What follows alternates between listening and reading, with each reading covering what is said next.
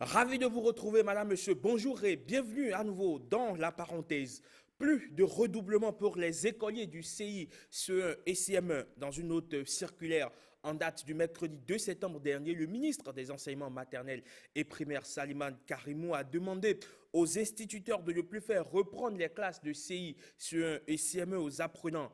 Pour peu qu'ils aient été assidus durant toute l'année scolaire, ils doivent bénéficier d'un passage en classe supérieure de façon systématique. De quoi retourne cette prescription? Eh bien, nous allons l'analyser. Maud continue par évoquer les mèches et surtout les teintes qui leur sont appliquées. Pourquoi et comment? La réponse, c'est tout à l'heure. Mais avant, on installe la minute de l'humoriste. Madame, monsieur, la parenthèse est ouverte.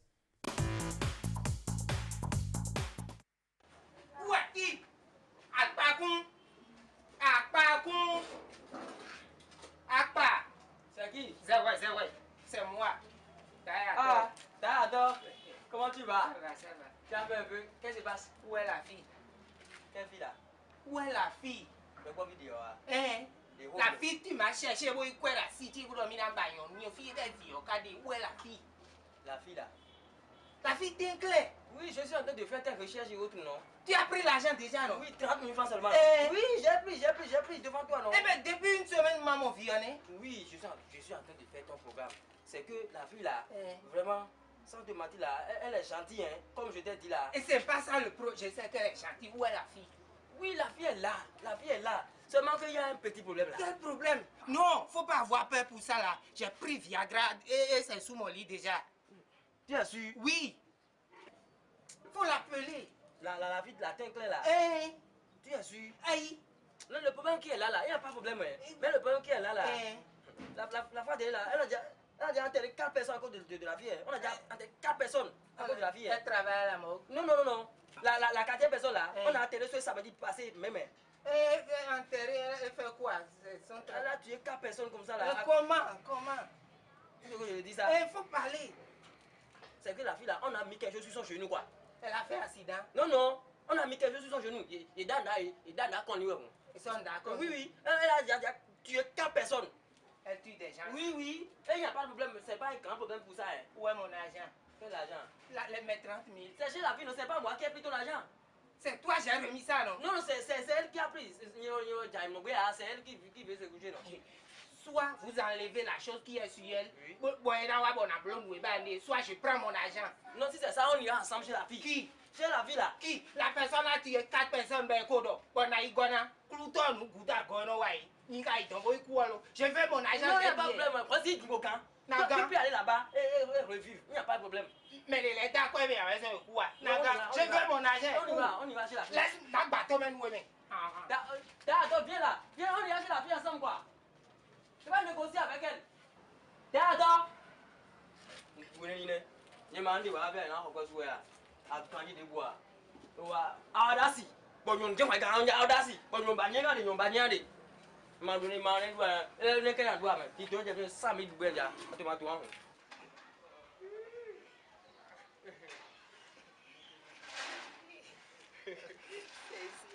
Ah, c'est ici? Oui. Ah, c'est trop bon. Je suis beau. Très beau. Très beau. Tu tournes pas, je vois. C'est bon. Ça te sied. C'est vraiment beau. Tu iras me la chercher. Comme c'est Saint-Valentin là. Oui. Je vais déchirer son cœur. Fais-moi confiance. Ou bien. Oui, je ne rate jamais. Ou bien. Quand je rentre dans une maison là, En déton. non, des taux pour moi. C'est pour ça que je t'ai amené. Voilà, c'est un taux pour moi, quoi. C'est-à-dire, moi, on avait bon, Le cadeau que je vais te faire là. Si je finis de faire ça, je vais tout te raconter. Donc, ça veut dire que à toi le goût, à moi la parole. C'est ça. Elle confiance en moi. Eh. Je vais la chercher. Oui, C'est ici, là. Oui. Il n'y a pas de problème. Fais-moi confiance. D'accord. Fais vite, hein.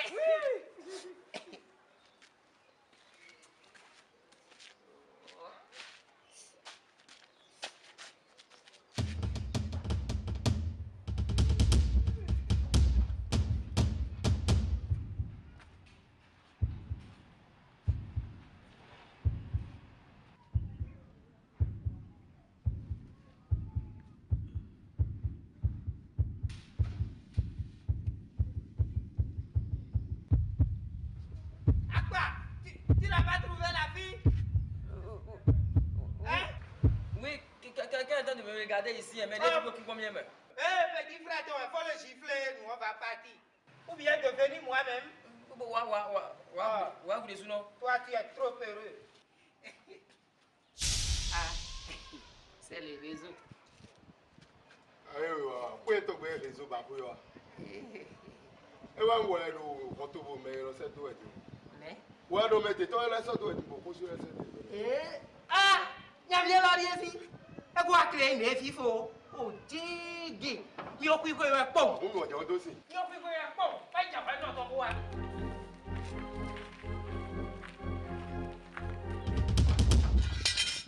Akẹ́lẹ́gbàdìyẹ, alẹ́ndìyẹ, yẹrẹ sọ́kàdìyẹ, òun mi máa tọ̀ lẹ́mẹ̀ ọ́, à ń sé mẹ́rin kú.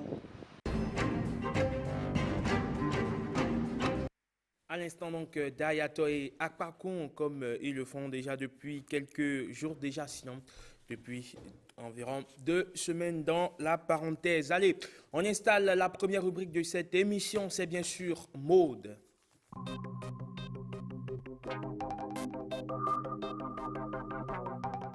Et Mode aujourd'hui a changé de chroniqueuse. Oui, Rebecca Kenya, on est Miss Mode, n'est pas avec nous ce matin. Oui, tout va bien, rassurez-vous, tout va bien. Tout va très bien pour Rebecca, juste qu'elle ne sera pas ce matin avec nous. Elle a d'autres obligations, n'est-ce pas Mylène Fanon, tu l'as remplacée. Au pied levé, bonjour et bienvenue. Bonjour Raymond, bonjour aux téléspectateurs. La draft, a eu lieu. Donc, on t'a drafté dans l'équipe Mode. Et on parle aujourd'hui de quoi déjà? Des teintes. Tu te rappelles la dernière fois dans Vue sur le net, on a vu Rihanna en teinte Oui. rouge. Et en fait, la plupart du temps, quand on veut teinter nos mèches, on s'attend à un résultat précis. Mais dans la réalité, on ressemble à Chucky. Donc aujourd'hui, nous sommes avec une spécialiste des mèches. Elle va nous parler déjà des différentes teintes qu'on a, comment teinter une mèche pour ne pas en arriver là. Bonjour madame. Bonjour. Madame Louise Sedjo, c'est Oui. bien ça, vous êtes spécialiste des mèches. D'accord, ce matin, je l'ai dit, on parle des teintes. Déjà, il existe combien de types de teintes sur le marché? D'accord. Je peux dire qu'il existe toutes les couleurs de teintes sur le marché, en passant par les couleurs les plus simples, le marron, le blanc, en allant au violet, au bleu, à l'orange, Rouge, Bordeaux. toutes les couleurs, voilà, toutes les couleurs. Le blanc, tout ce qu'on veut, Tout on ce retrouve qu'on ça veut. sur le marché. Oui. D'accord. Maintenant, comment passer de cette couleur, je peux voir, vous avez Oui. deux mèches là. Comment passer de la couleur Il faut noire à passer la par couleur... par la tour de contrôle. Donc, c'est ça. Oui. comment passer de ça à ça? Ceci Ouais. à ceci. Oui. Voilà. Du noir à ce rouge bordeaux, par exemple. Mhm. Ok, pour passer de ce noir à ce rouge bordeaux, il y a 2 étapes. La première étape, c'est de décolorer d'abord cette mèche noire-là. En la décolorant, ça va donner une couleur blanc. On décolore avec quoi? Voilà. Avec quoi? Pour décolorer, on aura besoin d'une crème décolorante et d'une poudre oxydante. Voilà. Que ça, c'est chimique. Hein. Oui, ce Donc, sont vous des amenez produits ça au labo. chimiques. Vous Avec amenez la mèche au laboratoire. de l'eau oxygénée, on ne peut pas le faire, ça ne marche pas? Non, j'ai jamais essayé. Jamais essayé. D'accord. Après ça, on fait quoi? Après ça, vous avez déjà choisi la couleur que vous voulez. Après ça, après avoir passé cette étape, la mèche sera de couleur blonde. Elle va passer du noir au blanc. Ensuite, vous allez maintenant utiliser une teinte. Des teintes sont vendues dans le commerce. Si vous voulez ce rouge bordeaux, vous choisissez une teinte rouge bordeaux. Vous allez juste maintenant plonger la mèche que vous avez obtenue en blanc dans la teinte. D'accord. Voilà. Souvent, on ajoute un peu d'eau à la teinte et voilà, on plonge la mèche quelques minutes et voilà. Comme toute chose, je suppose que les teintes, il y en a de plusieurs qualités. Il y a du Oui. faux au vrai. Oui. Comment reconnaître une bonne teinte? C'est compliqué. Oui, c'est compliqué. On ne peut pas reconnaître une teinte sans l'avoir essayé. Ah, d'accord. À part si vous êtes spécialiste, vous avez déjà eu l'expérience, donc vous pouvez directement vous diriger vers une teinte que vous maîtrisez. Parce qu'il se fait que les mauvaises teintes, j'ai assisté la dernière fois, il y avait une cliente qui a voulu teinter sa mèche et la mèche s'est littéralement cassée en 2. Wow. Ah oui. Voilà, parce qu'elle a utilisé une mauvaise teinte. Si entre-temps la mèche coûte les yeux de la tête, c'est qu'il Ben- va falloir Retirer le deuxième œil. Est-ce possible d'avoir sur le marché une petite portion pour le test déjà sur place avant d'acheter? Ou tout est en lot et puis arrivé à la maison, tu te jettes à l'eau, tu testes? Généralement, c'est déjà en lot. Il n'y a pas de petites. Mais la dernière fois, quand même, j'ai vu au marché des gens avoir de petits. Des tests? Voilà, des tests. D'accord. Voilà. Est-ce qu'il n'y a pas une technique comme on le fait dans l'achat du miel, voilà, on le fait soit à la flamme ou d'autres techniques pour essayer, ou dans l'eau pour essayer de reconnaître le vrai miel du faux? Du faux. Est-ce qu'il n'y a pas une technique similaire pour reconnaître la mauvaise teinte? Non, Pas du je tout. ne crois pas sur le marché. Non. Et là, ça ne fonctionne que sur les mèches naturelles, c'est bien ça? Hélas, oui, ça ne fonctionne que sur les mèches de bonne qualité, les mèches naturelles. D'accord. Là, vous avez quoi? Alors là, j'ai le mélange pour faire la décoloration, la première étape. D'accord. Voilà. Et peu importe le temps, hein, ça ne se gâte pas. On peut l'avoir là pendant une année sans finir, sans Mais non, l'utiliser. je crois que déjà une journée, quand vous voulez teinter quelque chose, il faut essayer de mesurer. Il ne faut pas trop excéder parce que c'est un produit chimique, il ne faut pas le laisser traîner non plus. D'accord. Il y a quoi à l'intérieur?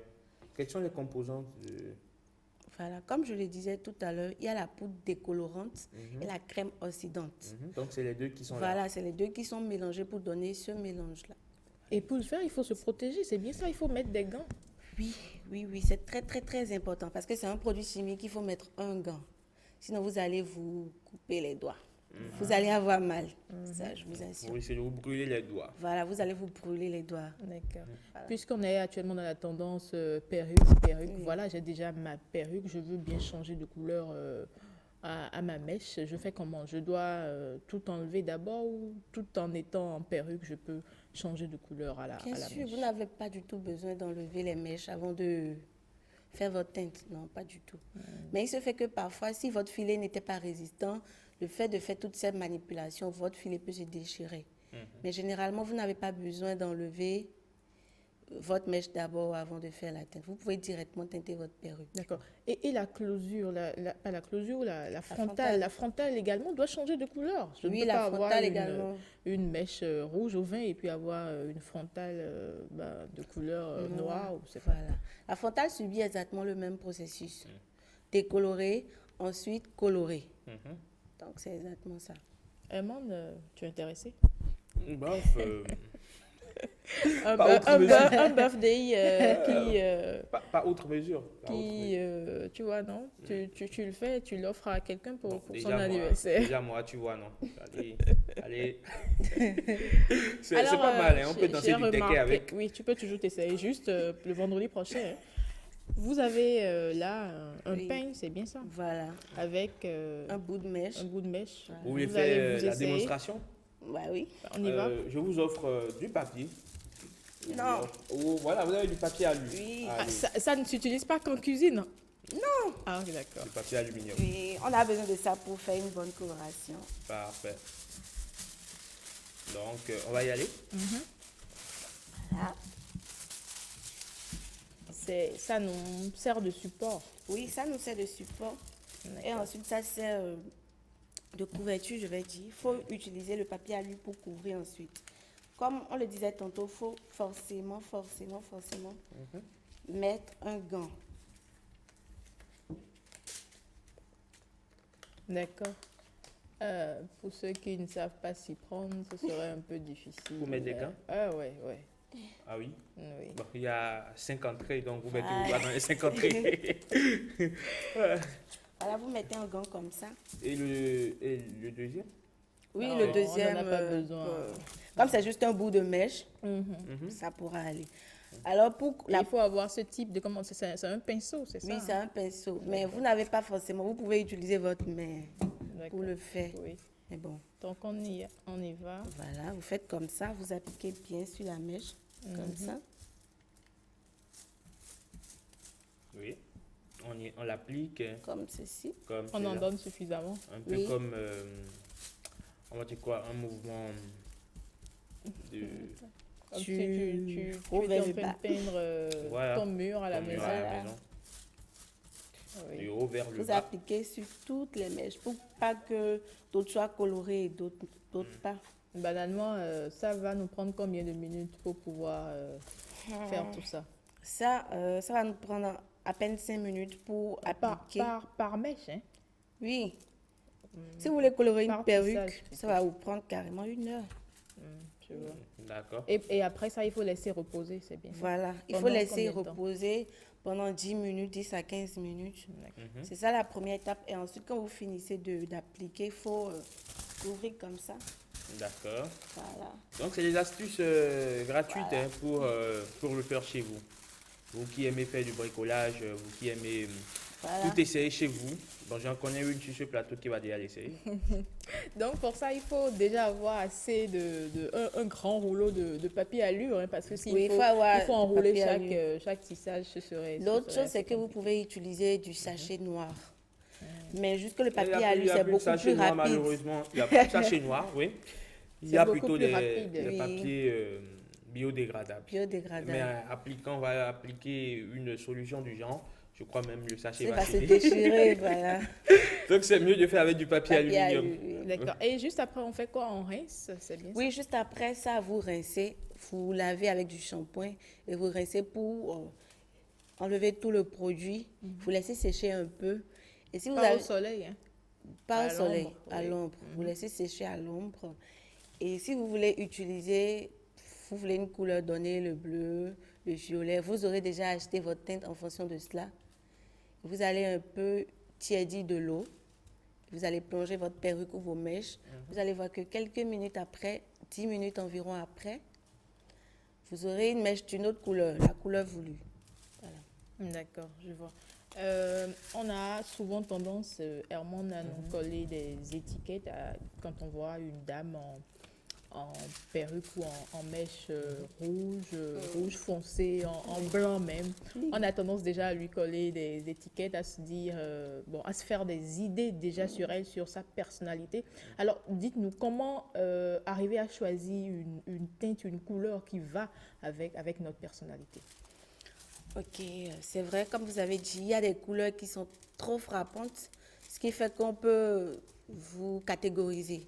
Alors, moi, je conseillerais des teintes, par exemple, du marron au blanc foncé, pas le blanc clair. Mais après, ça dépend de chaque personne. Il ne faut pas parce qu'une personne a mis une coiffure de telle couleur qu'on puisse dire qu'elle est ci ou elle est ça. Parfois, moi, ça peut m'arriver, je me dis, ok, j'ai toujours fait du noir, aujourd'hui, je fais une couleur orangée. Oui. Orangé, hein. Voilà. ça ne fait pas de moi quelqu'un de en griffe. non. De quoi on griffe? Oui, quelqu'un aux élans. Aux élans. D'accord. Vous avez un dernier mot? Bien, dernier mot. Ouais. J'aimerais dire aux téléspectateurs, aux téléspectatrices qu'elles peuvent facilement essayer ce genre de teinte à la maison. Qu'elles peuvent essayer à la maison, mais juste de faire attention. Herman, tu as quelque chose à dire? Oui, mais alors, quand on veut teinter, est-ce que vous ne donnez pas des conseils à vos clients en fonction de leur teint, leur teint naturel, Oui. en fonction de leur morphologie, en fonction de la forme de leur tête? Vous ne leur dites pas, ok, tiens, si tu fais une teinte rouge bordeaux, ça ne tirait pas? Bien sûr. Bien sûr, les gens de carnation noire, par exemple noir, marron, ce genre de couleur, le rouge, bordeaux, le blanc, châtain, ça va. Mais si vous êtes de couleur claire, je vais vous conseiller peut-être du blanc platine. Voilà. Le gris, peut-être? Peut-être, oui. Griezmann. Il faut dire que quand même, il reste toujours le fait que les personnes sont... Franchement, se dit on va me catégoriser, même si j'ai envie de faire du gris sur la tête. Franchement, je vais mettre ça pour aller où peut-être. Il y a un peu de préjugés. Tu vas ressembler Voilà. en quoi? Voilà, c'est des trucs que les gens utilisent souvent le week-end. Je mets un truc pour changer. Mais les employeurs ne vont pas forcément accepter que tu mets du gris pour venir peut-être dans son Oui. boulot. Évidemment pas, sûr. c'est pas très catholique. Voilà. C'est pas très catholique. C'est un peu comme les piercings, Herman. Bien sûr. Ce n'est pas toléré, c'est à la limite mal vu ici sous vos yeux. Bien sûr.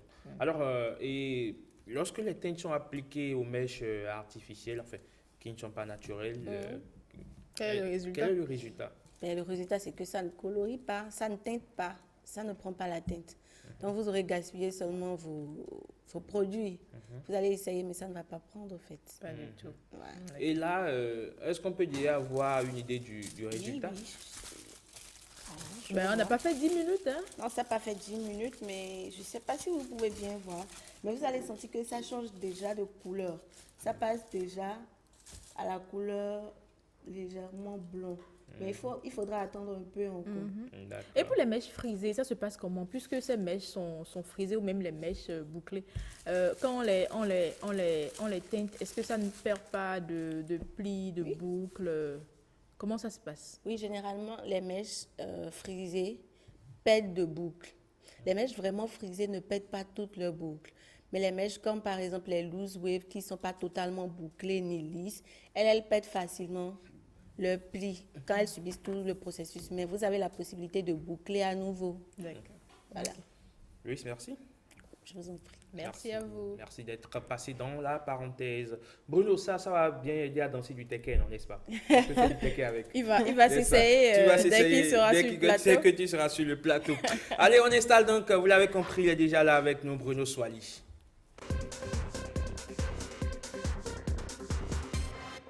Bonjour. Bruno Soali est déjà avec nous, bonjour.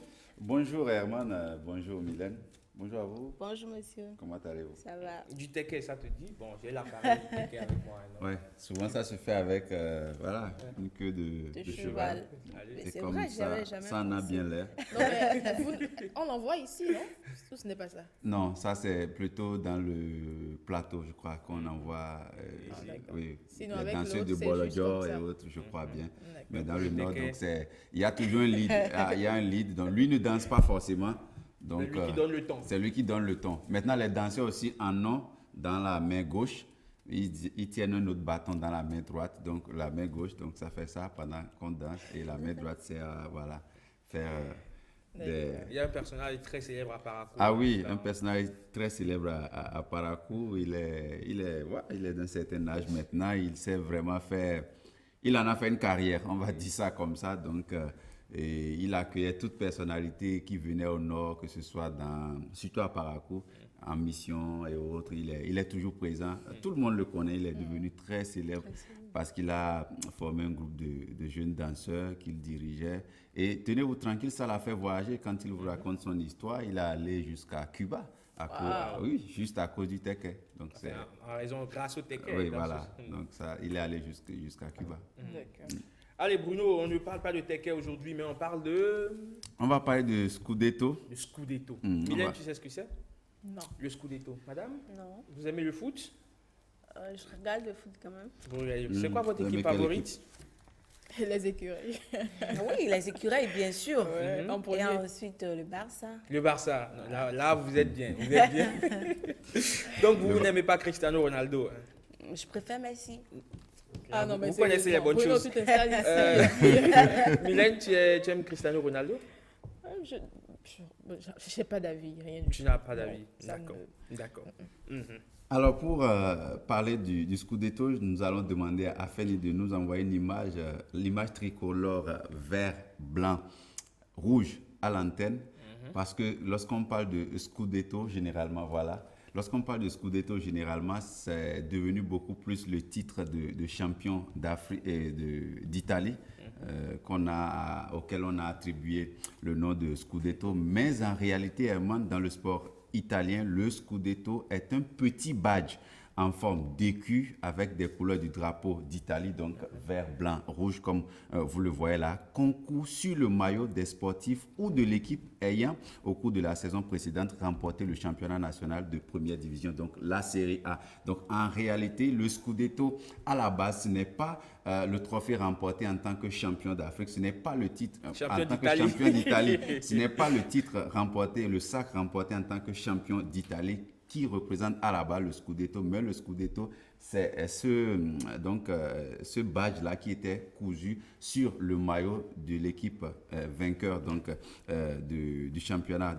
d'Italie, donc la Série A. Alors, donc, par métonymie, Herman, le terme Scudetto ou scudetti, quand c'est le pluriel, indique donc également la victoire du championnat sur le championnat de première division d'Italie ou dans d'autres disciplines sportives également. Donc le scudetto renvoie le plus souvent au fait de remporter ce titre-là donc de champion au niveau du football, puisque ce thème est la tradition donc du foot italien, donc fut au début même créé dans le domaine footballistique. Bien que, on va dire ça comme ça, le scudetto est aujourd'hui appliqué à d'autres sports. Donc le thème s'est élargi aujourd'hui. Ce n'est plus forcément au football aujourd'hui. Donc lorsque vous remportez aujourd'hui dans d'autres disciplines, vous êtes champion d'Italie au hand, vous êtes champion d'Italie au basket. Donc on dit aussi que vous avez remporté le scudetto. Alors dans le football, la première équipe à avoir utilisé le scudetto, donc revenant sur voilà, et le drapeau qu'on a vu qui est cousu sur le maillot, fut en fait l'équipe de Genoa, donc Gênes si vous voulez, et c'était en 1924, et cela a amené l'équipe donc à poser une distinction en forme d'écusson sur son propre maillot pour célébrer sa victoire après le 9e championnat. Alors la forme de l'écusson à l'époque était comme l'actuelle que Feni Adam vient de nous balancer à l'instant, donc le drapeau tricolore vert, blanc, rouge. Alors, mais il faut dire que Herman s'était surmonté plutôt d'une couronne de Savoie symboliquement égale au drapeau italien à l'époque. Donc, il y avait dans la zone centrale blanche le symbole savoyard, une croix donc blanche sur un fond rouge. Cet emblème subsista jusqu'à la saison 1926-1927 avant donc de disparaître. Alors, il faut également dire que depuis la saison 1927-1928, le nouveau scudetto du Torino Football Club, donc, et ce jusqu'à 1942-1943, le scudetto fut accompagné des faisceaux. Donc, symbole donc, du régime fasciste que l'Italie a connu. Donc, ce fut à partir de ce moment et jusqu'à présent qu'une victoire en Italie au niveau du championnat italien donc, est nommée le Scudetto, et toutes les formations championnes donc, d'alors jusqu'à présent donc, apposaient donc, le symbole sur leur maillot pour la saison qui venait. Donc, voilà un peu ce qu'il en est du Scudetto concernant donc son origine, ce que c'est devenu aujourd'hui, le fait que c'est élargi aujourd'hui d'ailleurs à beaucoup d'autres disciplines. Donc, Herman, on va dire ça comme ça. Maintenant, il y a aussi une petite histoire concernant les étoiles. On sait que dans chaque pays, une étoile équivaut souvent à un sacre. Donc, lorsque vous voyez une étoile sur un maillot, ça voudra dire que ce pays-là ou ce club-là qui aborde ce maillot-là a remporté 1, 2 ou 3 trophées, donc dépendant de la compétition dans laquelle on est. Alors, on va parler des étoiles. Alors, la Juventus, il y a eu à un moment donné, on va dire 3 étoiles, 1958, 1982 et 2012. Donc, bien qu'elle n'a pas... elle n'avait remporté que 28 titres alors, donc le club a remporté en fait son 36e titre en 2020. Mais en réalité, l'étoile sportive fut orchestrée en 1958, Herman, à l'occasion du 10e Scudetto de la Juventus. C'est-à-dire qu'à un moment donné, il fallait remporter 10 Scudetti avant d'avoir une étoile. Donc aujourd'hui, lorsque vous voyez sur le maillot d'un club italien, une étoile, ça voudra dire que ce club l'a remporté 10 fois le championnat d'Italie. Donc, si vous envoyez 2, ça veut dire 20 titres d'Italie. Si vous envoyez 30, donc lorsque vous êtes à 25, par exemple, vous aurez 2 étoiles jusqu'à ce que vous alliez remporter la 30e. Donc, une étoile représente donc 10. Ce n'est pas comme en Ligue des Champions. Si vous avez remporté 10 Ligues des Champions, vous aurez 10 étoiles comme aujourd'hui le Real Madrid en a 13 sur son maillot. La Coupe du Monde aussi. Voilà, donc oui, la Coupe du Monde, donc les pays comme le Brésil qui ont 5 étoiles, l'Italie qui en a 4. Mais donc dans le championnat italien, donc une étoile équivaut à 10 Scudetto. Donc faites désormais attention, Mylène, quand vous voyez les maillots de la Juve, de Torino, de Atalanta Bergame, je ne sais pas, l'AS Roma, vous voyez une étoile, ça veut dire, vous pourrez au moins dire que ce club a remporté plus de 10 titres ou une dizaine de titres. Donc, simplement. Pour moi, ces étoiles, Auparavant, était plus pour la déco, la décoration. Non, mais en fait, pas, je ne savais pas que ça signifiait quelque chose. C'est un de prestige en précis. fait au football. Une étoile, c'est un prestige. Je vois. Ouais, c'est un Je vais prestige. voir Sur le si j'en ai maillot, sur mon vous maillot voyez à la généralement, si c'est le maillot d'une équipe nationale, juste au-dessus du logo de la fédération du pays ou du drapeau, parce qu'il y a des pays qui mettent juste le logo Oui. du drapeau du pays, mais il y en a, c'est le logo de leur fédération. Juste au-dessus, vous verrez, côté gauche de la poitrine, vous verrez souvent Des étoiles. Et étoiles. les maillots qui se vendent un peu partout, là, c'est avec ou sans Oui, étoiles? c'est avec les Oui, étoiles. avec les étoiles. Parce que c'est- Même à la fabrication, c'est vrai que c'est de la piraterie, mais les gens essaient quand même d'être D'imiter, proches, d'imiter, vraiment. voilà, d'être proche donc de la réalité. Même la France aujourd'hui, après sa deuxième Coupe du Monde remportée il y a 2 ans, il y a des maillots qui sont sortis. Donc, à un moment donné, on avait déjà la deuxième étoile floquée sur, Bien sûr. sur Et, le maillot. et surtout, c'est que les maillots de la Coupe du Monde coûtaient super cher. Oui. Les maillots de la Coupe du Monde 2018 coûtaient super cher. Donc, les gens ont ressuscité leurs vieux maillots. Ils sont allés vers les spécialistes. On leur a brodé une deuxième étoile sur la poitrine parce que les maillots, à l'époque, je me rappelle, ça allait jusqu'à, je crois, près de 300 € Oui, pour avoir. ça coûtait Ça vraiment coûtait cher. sérieusement Donc, cher. si aujourd'hui je vous vois porter un maillot de Côte d'Ivoire, par exemple, et que je regarde au-dessus du logo de la fédération et que vous n'avez qu'une étoile, je sais que c'est un maillot que vous avez acheté avant 2015. Parce qu'après 2015, les maillots ont commencé par avoir 2 étoiles, les maillots de Côte d'Ivoire. Pareil pour l'équipe de France. Vous avez un maillot de l'équipe de France avec une étoile, on sait que vous l'avez acheté avant 2018. Allez, Bruno, merci. Donc, c'est ça. Mais c'est une rubrique qui me passionne vraiment parce que parfois, vous découvrez des choses. J'ai toujours cru que le Scudetto, voilà, c'était juste le fait de remporter, c'est le titre de champion d'Italie, le Scudetto. Mais en cherchant, je me suis rendu compte qu'en fait, non, c'était l'écusson qui était apposé sur le maillot du champion. C'est ce qu'on appelait le Scudetto, en fait. Et je crois que comme vous, beaucoup de gens ont appris durant toute cette saison de la parenthèse qui est en train de s'achever. Entre autres, on a parlé du fair play financier. On a parlé du fair play financier, on a parlé de tellement de choses, on est revenu sur l'origine des noms donnés aux franchises de la NBA, donc on a appris tellement, il y a eu pas mal de... On a parlé de Money Time, on a Money parlé Time, Fergie Time, de Fergie Time. on a parlé de tellement de choses, on a parlé de punching ball dans les sports de contact, on a abordé tellement d'expressions, tellement de termes utilisés au foot, et ça m'a permis à moi-même de chercher des choses et de découvrir des choses que je ne connaissais pas forcément. Mais c'est aussi ça le travail, on apprend chaque fois, et voilà, et vendredi, je ne sais pas à quoi nous aurons droit, je ne sais pas trop à quoi nous allons, enfin, ce que nous allons faire pour boucler. Non, vendredi c'est...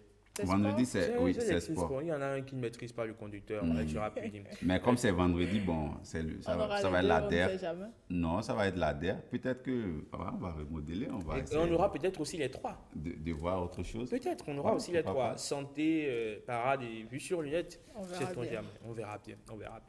En tout cas, vendredi, c'est dans pas longtemps. C'est juste après-demain. Nous refermons définitivement cette parenthèse, sinon la deuxième saison, et nous allons la rouvrir quand il s'agira d'entamer la 3e saison. Bruno, merci de nous avoir parlé donc du Scudetto. On en sait davantage. Allez, on va prendre à présent la direction de la Suisse pour aller découvrir un Béninois de la diaspora qui se raconte. Il vit donc dans le pays helvétique depuis, on va dire, 15 ans. Il a été repéré pour nous par Madame de la diaspora, Ariane Da Silva, allume aujourd'hui ses projecteurs sur Roméo Guédou depuis la Suisse.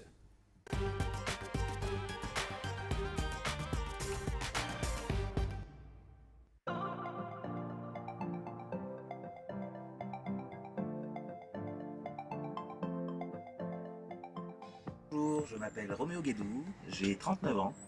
Je suis franco-béninois. J'ai fait la totalité de mon enfance et de mon adolescence en France. Et je suis arrivé en Suisse depuis maintenant une quinzaine d'années. Alors, je suis issu d'une formation supérieure en finance, en gestion d'entreprise et en audit. Et j'ai travaillé pour un certain nombre de grands groupes, tels que British Telecom, General Electric et tout dernièrement Nestlé. Alors, mon intégration en Suisse s'est plutôt bien passée. J'avoue que j'ai été assez pris par mes activités professionnelles. C'était un challenge assez important qui m'avait été proposé. Donc voilà, j'avais pas énormément de temps pour la vie sociale, mais voilà, quelques mois après, on va dire au bout de 6 mois, j'ai commencé un peu plus à me faire une vie sociale, hein, tout simplement, et à découvrir et le pays et les habitants de la Suisse. Il m'a fallu bien au moins 6 mois avant de rencontrer le premier Béninois, vraiment par hasard, au cours d'une soirée. Et voilà, et grâce à lui, effectivement, j'ai pu très rapidement nouer des contacts et nouer des amitiés avec la diaspora béninoise et aussi togolaise, hein, puisqu'il y a effectivement beaucoup de Togolais qui vivent en Suisse.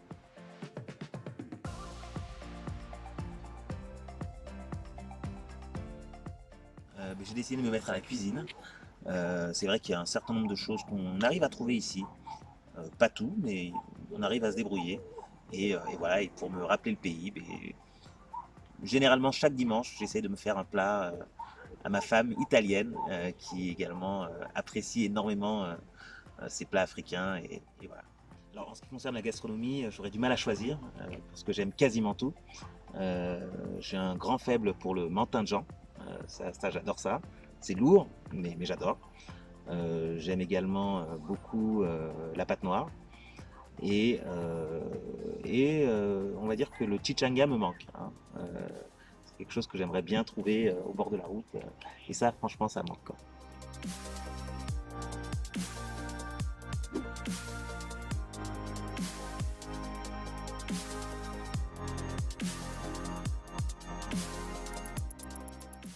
Le Bénin me manque énormément. Il me manque pour plusieurs raisons.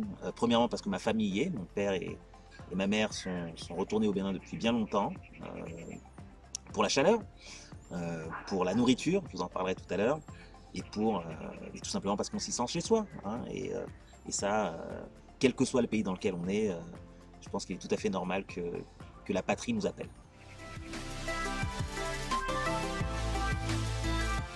Ce qui me manque le plus au niveau social, c'est clairement la chaleur humaine, le côté jovial, les rires, et le côté vraiment social, hein, du Bénin et des Béninois évidemment. C'est quelque chose vraiment qui manque, hein, dans les sociétés, selon moi, dans les sociétés occidentales. Personne n'a le temps, tout le monde est occupé. C'est à peine si on a le temps de discuter avec nos voisins. Voilà, c'est quelque chose qui vraiment moi me manque énormément. Ici en Suisse en particulier, ou en Occident en général.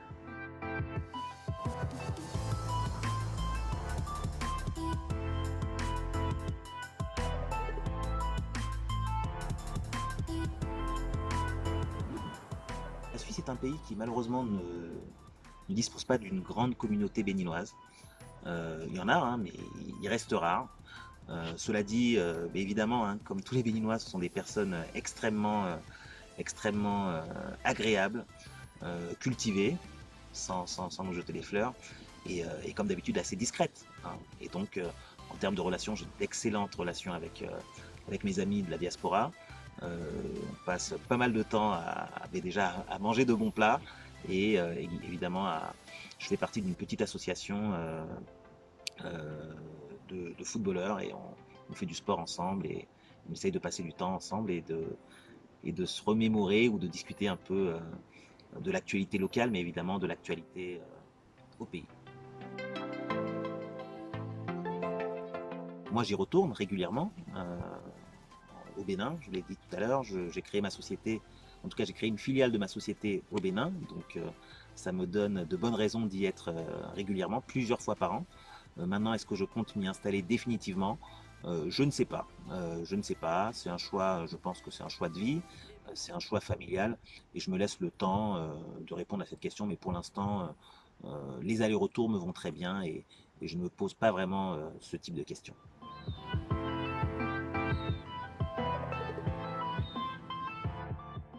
Alors la petite subtilité, la petite anecdote avec la Suisse, c'est que le 1er août est le jour de la fête nationale en Suisse, également, de la même manière que la fête nationale au Bénin. Alors j'ai vraiment du plaisir à fêter le 1er août, hein, puisque je fais la fête ici, en faisant la fête au Bénin, et bien généralement l'ambassade du Bénin en Suisse organise un événement pour fêter cette fête nationale, et c'est l'occasion de rencontrer évidemment un certain nombre de compatriotes.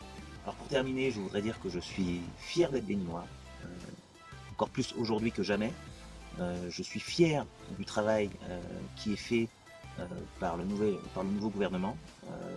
Ça fait bien longtemps qu'on n'avait pas vu les choses avancer aussi vite.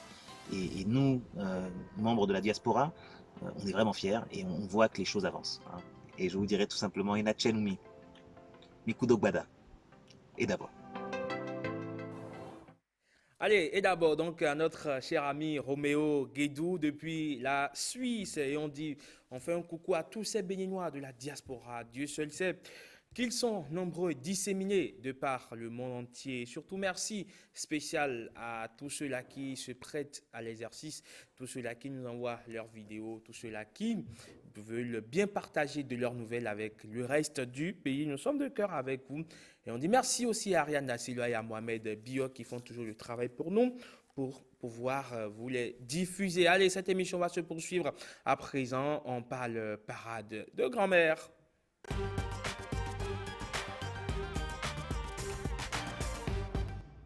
Elle se revêtit à présent de son manteau de parade, sinon de grand-mère. Ah non, non, pas ça. Pas Ne ça. le dis pas comme ça. Mais tu le seras un jour. Tu le seras un jour. Mais oui, mais pas Tu seras maintenant. grand-mère. Amen. Mais ben, pas longtemps. Allez, grand-mère nous dit quoi aujourd'hui qu'il faut savoir et qu'il faut comprendre? Grand-mère nous dit qu'il ne faut pas mettre, donc il faut plutôt mettre balai à l'entrée de notre chambre la nuit ou quand on prévoit une sortie. Pourquoi Timbe Azalou nous le dira. Bonjour. Bonjour Mylène, bonjour tout le monde, bonjour tes chers téléspectateurs. Oui, Vous allez bien? Ça va bien, ça D'accord. va très bien. Alors pourquoi est-ce vrai? D'abord, c'est une perception sociale, comme les autres perceptions sociales et culturelles. Et le ballet, dans l'anthropologie dahoméenne, symbolise en fait ce qui chasse tout ce qui est déchet, ce qui chasse tout ce qui est esprit. Vous voyez, nous ne pouvons pas vivre sans balai, parce que sans balai, nous allons tout simplement vivre dans du désordre. Et donc, dans ce cadre-là, le balai symbolise l'outil là qui permet de chasser les esprits mauvais. Mais cette utilisation, cette perception sociale est beaucoup plus utilisée par les femmes. C'est-à-dire quand la femme elle est dans sa chambre, surtout quand elle est nourrice et qu'il n'y a personne dans la chambre et qu'elle veut sortir, par exemple, elle pose son enfant, surtout si le bébé veut déjà dormir. On dit enfant et dans tes vies, donc elle pose l'enfant sur le lit, elle le fait dormir. Et parce qu'il n'y a personne dans la chambre pour assurer la protection, dans notre culture dahoméenne, on met le balai au niveau de la porte. C'est-à-dire, elle met le balai, quand elle ferme la porte, elle met le balai pour pouvoir empêcher toute entité négative ou tout esprit mauvais de venir faire du mal. Donc, dans ce cadre-là, les entités négatives et esprits mauvais ont des difficultés à entrejamber ou bien à dépasser ce balai pour venir faire du mal au bébé. Donc, dans certaines ethnies, toujours au Bénin, la femme dispose le balai dans les 4 coins. C'est-à-dire quoi? Elle entoure le bébé de 4 balais, un à gauche, un à droite, un devant, un derrière. Donc, c'est soit l'un, soit l'autre. Mais comme toute perception sociale, la science n'a pas encore pu réellement valider. Vous voyez un peu, parce que ce sont des perceptions qui nous sont parvenues depuis des générations. Donc, ça a été perpétué de génération en génération. C'est un peu pour ça que les femmes le font. Benoît, toi, t'en as déjà entendu parler? Non, c'est la première fois que je l'entends. Mais je sais aussi que dans d'autres cultures, pour parler de protection d'un bébé, par exemple, qu'il dort, il y a plutôt, je dirais, des brindilles qu'on casse, d'accord, et qu'on enroule un peu comme un fardeau, on va dire ça comme ça, mais vraiment petit, qu'on dépose au niveau de la tête du bébé en signe de protection. Sous son oreiller Oui, sous son oreille. Sous son oreille. Donc, je pense que c'est presque pareil. Oui, c'est toujours la même symbolique. Et il y a même de cette technique avec le balai, à ce qu'il paraît, peut-être qu'on va revenir là-dessus, qui aide à repérer le voleur, à attraper un voleur. Oui, il y a toujours avec le balai. Oui, il y a la science, oui, il y a une science comme ça dans le septentrion. Monsieur Boussou va certainement mieux en parler, mais quand il y a vol, en fait, j'ai plusieurs fois assisté à ça, où on appelle les différents suspects. Donc, il y a le teneur, je vais dire ça comme ça, de cette science-là qui vient. En fait, il vient avec 2 balais. Donc, vous agenouillez. Pour ce que j'ai vu, en tout cas, je ne sais pas, peut-être dans d'autres départements, vous vous agenouillez. Donc, vous prenez appui sur vos 2 mains devant et vous êtes à genoux. Donc, vous avez la partie, votre torse qui est, je dirais, à mi-hauteur. Et donc, lui, il se tient juste derrière vous et il utilise les 2 balais. D'abord, qu'il pose sur votre dos. Il prononce ses incantations et tout ce qu'il doit dire. Voilà. Et après, il prend les 2 balais, l'un dans la main droite, l'autre dans la main gauche, qu'il croise au niveau de votre ventre, ici. Il les croise. Donc, quand il les croise, en parlant, quand il tire et que les 2 balais se démêlent, c'est que ce n'est pas vous. Mais quand c'est le voleur, quand le voleur arrive, vous n'allez pas croire. J'ai vu, on ne m'a pas raconté. Quand il croise les 2 balais et il tire, les 2 balais ne s'entremêlent pas. Il peut vous tirer d'ici jusqu'à la sortie du studio. Les 2 balais ne vont pas s'entremêler. C'est incroyable. Et vous voyez le présumé voleur, parce que bon, c'est pas prouvé non plus. C'est une science. Donc, mais vous voyez le balai qui tire. Et il tire et tout le monde voit que vraiment les 2 balais ne se démêlent pas. C'est toujours entremêlé. C'est vraiment compliqué pour vous. C'est certainement en fonction des ethnies, parce que ce que moi j'ai vu, le balai, on te l'envoie sur ton dos. Et quand c'est toi le voleur, c'est que la personne bouge avec toi, quoi. C'est comme si le balai se collait à ton dos. Mais quand ce n'est pas toi, dès qu'on retire le balai se retire. Donc, dans d'autres civilisations aussi, il y a aussi la technique de la corde. La technique de la corde qui est incrustée dans un trou. Et lorsque vous y allez, on vous la passe au niveau du cou. Si ce n'est pas vous, c'est que vous l'enlevez facilement. Mais lorsque c'est vous, en tout cas, lorsque c'est présumé être vous, c'est que ça coince. Vous êtes obligé de dire la vérité. Il faut dire qu'il y a une marge d'erreur quand même. Parce que parfois, il y en a qui le font et on se rend compte que c'est des personnes innocentes qui font. Il y a aussi la technique où carrément... On n'a pas de présumé. C'est au niveau des deux, puisque c'est souvent des hommes. Ceux qui sont des suspects, on met des brindilles de balai, on les met là 2, le second aussi le met 2. Dès qu'on prononce le nom du suspect, si c'est lui, les 2 brindilles, disons... qui étaient parallèles, se rétrétissent, si ce n'est pas vous, ça se repousse. Bon, évidemment, toutes ces techniques-là, bon, évidemment, c'est une science, mais il faut dire qu'il y a une marge d'erreur. Absolument. Et surtout, je ne sais pas si...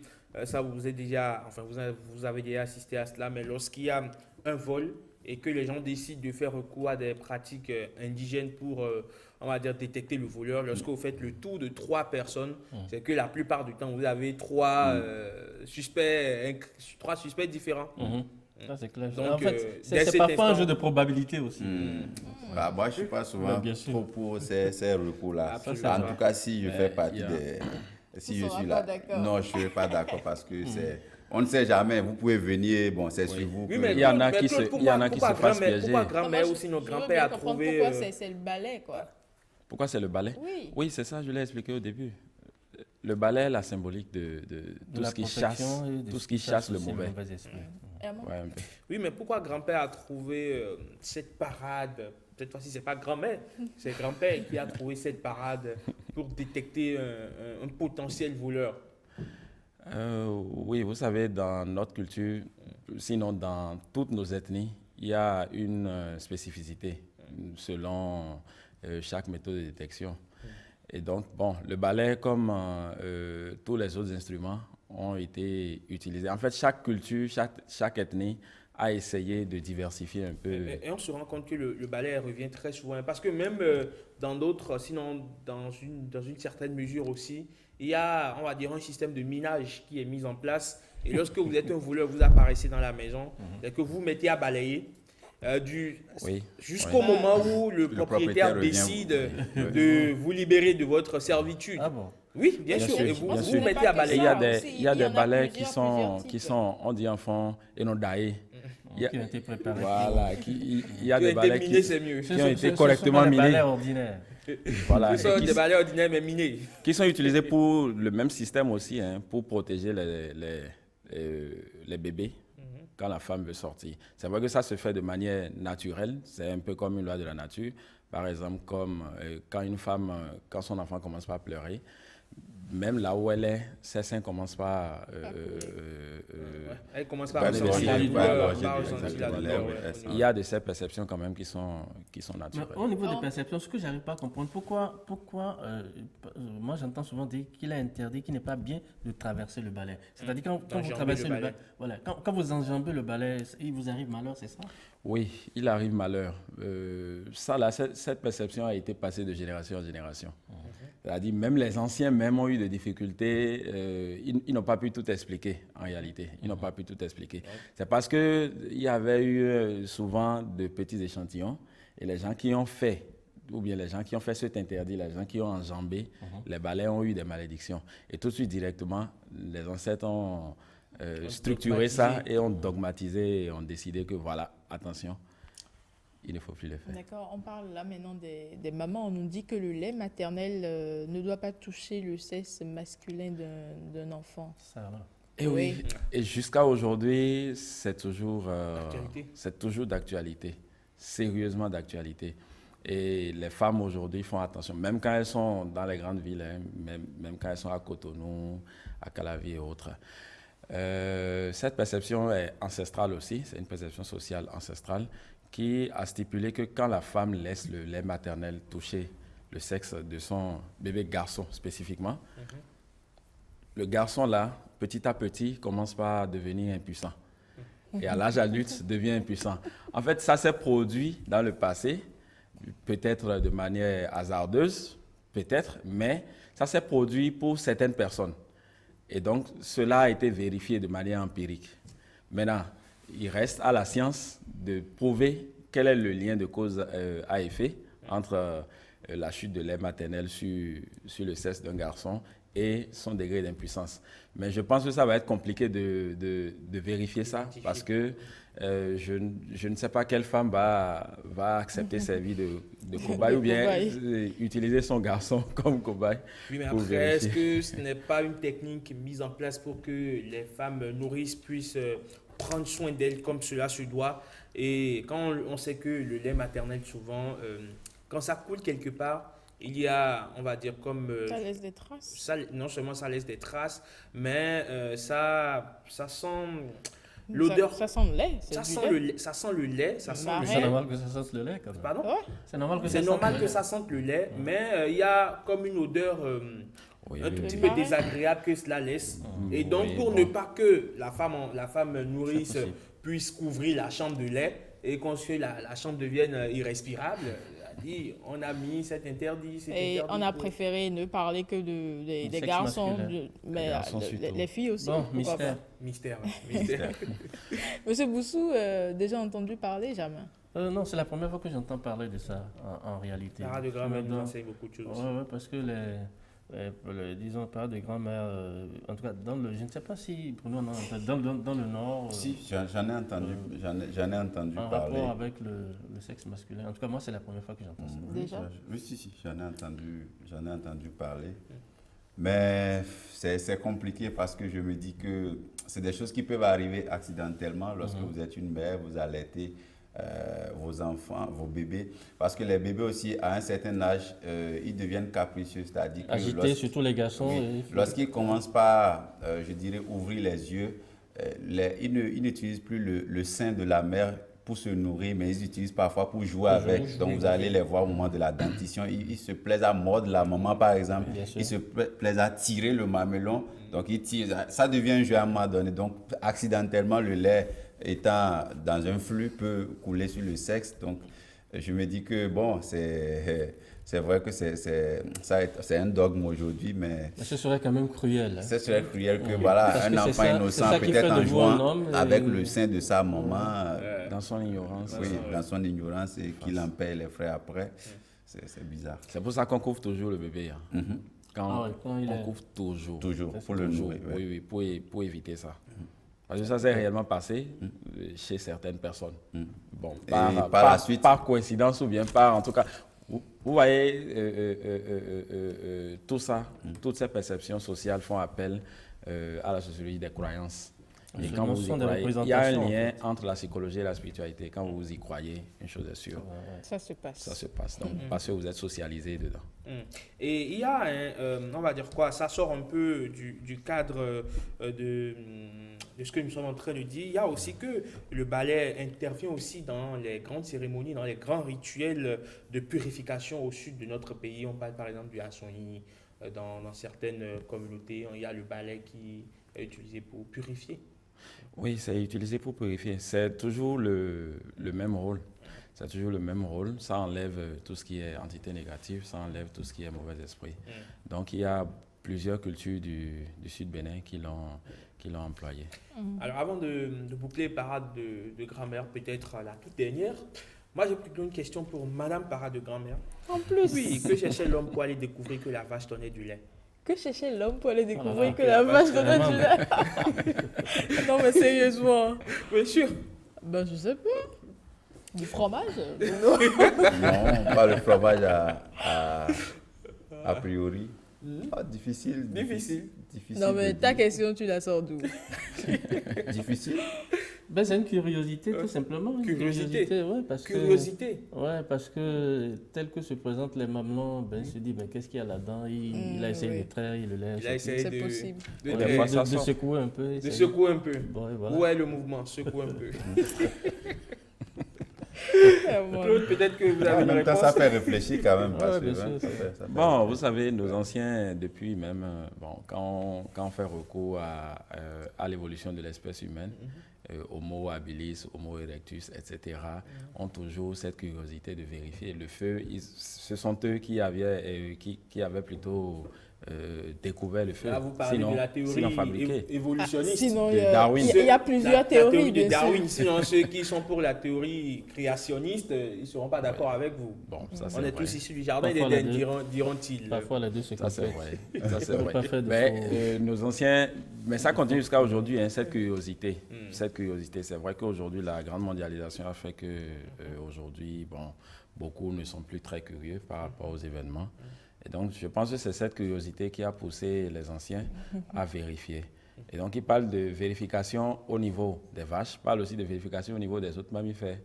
C'est tellement parce que ça n'a pas donné des résultats concluants. Parce qu'au niveau de la pie de vache, quand même, je crois qu'il y a plusieurs entrées, parce que pour avoir côtoyé un peu les peuls, pour traire la vache, vous voyez qu'il y a plusieurs possibilités de traire. Bon, je me dis, étant donné que ça a une forme un peu différente de la...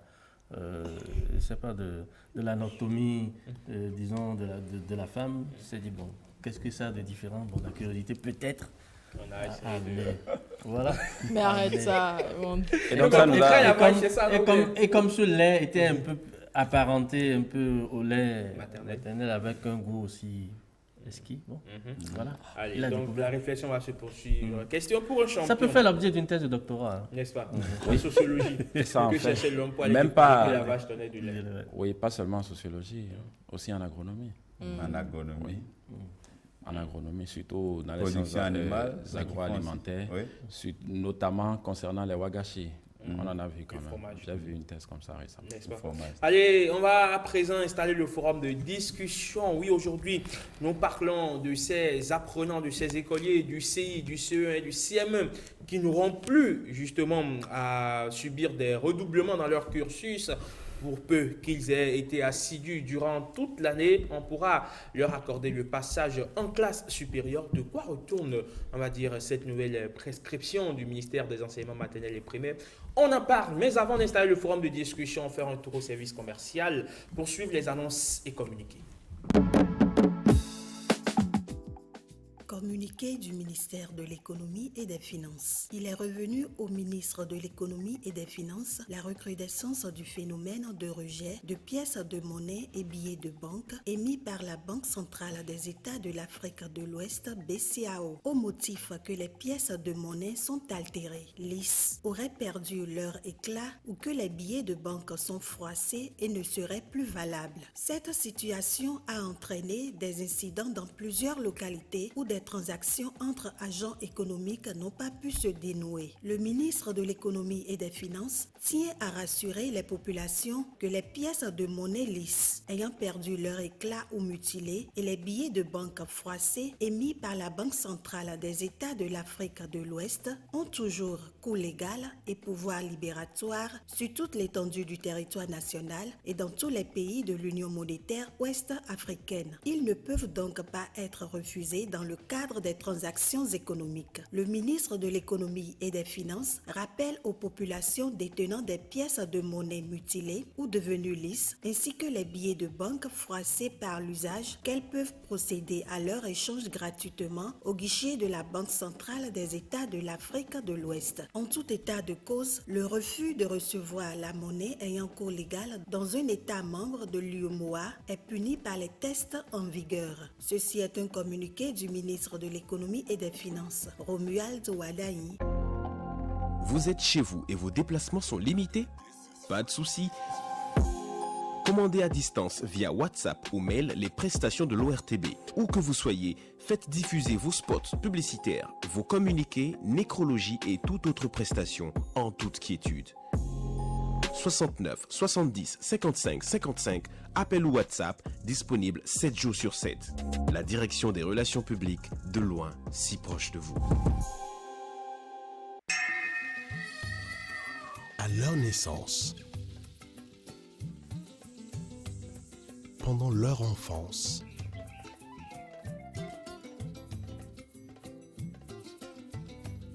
tout au long de leur formation,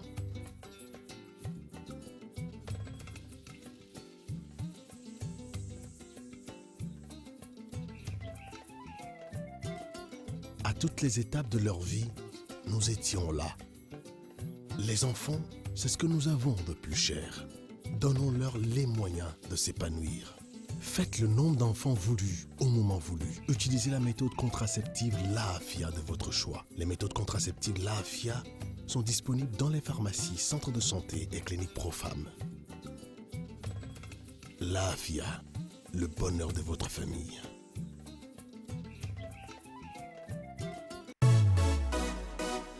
Ça y est, c'est parti pour la promo rentrée 2020. Écoles, librairies, bibliothèques, acteurs et institutions intervenant dans l'éducation, c'est votre aubaine. Du 5 septembre au 5 octobre 2020, bénéficiez de 30% de réduction sur nos prestations. Infoline 69 70 55 55. Promo rentrée 2020, c'est maintenant ou jamais.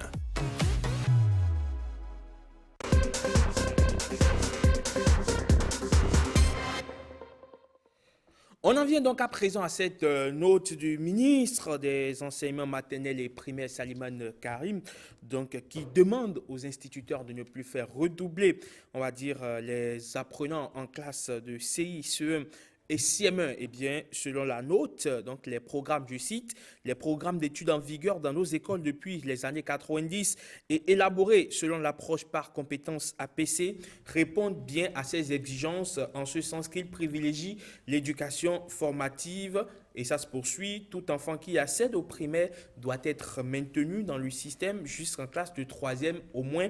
Fin de citation. Alors on a sur ce plateau pour parler de ce sujet avec nous M. Adrien Akani. Il est conseiller pédagogique de l'enseignement primaire à la retraite. Bonjour M. Akani. Bonjour monsieur le journaliste, bonjour aux téléspectateurs de l'ORTB. Merci d'avoir répondu à notre invitation. Je vous en prie. Très à l'heure, vous étiez là depuis 6h45. Merci donc d'être si matinal pour parler de ce sujet combien important. Il est resté avec nous. Lui, c'est Claude Azalou Tingbe, socio-anthropologue, chercheur donc à l'université d'Abomey-Calavi, mais également président de l'ONG Jeunesse Excellente du Bénin, spécialiste des questions d'éducation. Djibril Boussou, enseignant du supérieur, docteur donc en socio-linguistique, il est avec nous, et Bruno Swali, mon collègue donc de la rédaction de l'ORTB. Allez, M. Akani, pour ou contre cette décision? Je suis vraiment contre la décision. Parce qu'en temps, bon, il y a les programmes en vigueur. Actuellement, dès qu'on avait les programmes au début, on nous disait de passer tous les enfants, mais je n'ai jamais passé en tant que directeur d'école, jamais. Parce que c'est dangereux, parce que l'enfant qui ne sait pas lire au CI, quand vous le passez, qu'est-ce qu'il va devenir? Et souvent, dans notre pays, c'est que les gens ne font pas des études. Moi, par exemple, cette année, j'ai dit, quand le régime de la rupture était arrivé, moi j'ai demandé, j'étais à la retraite, j'ai demandé pour qu'on corse, par exemple, les examens, pour qu'on surveille, bon, qu'on voit quand même comment se comportent les surveillants dans les classes, mais on a eu 44%. C'est ces enfants-là qui sont partis au BPC. On a eu encore le même taux. Vous avez vu? Donc il y a le niveau qui ne va pas. Mais bon, on ne fait pas ces études chez nous, parce que l'enfant que vous passez, c'est que vous lui faites du mal. À un moment donné, il ne pourra plus continuer. S'il ne sait pas lire, je ne sais pas ce qu'il fera. Parce qu'à un moment donné, il faudrait qu'il apprenne. Donc les gens ne comprennent pas.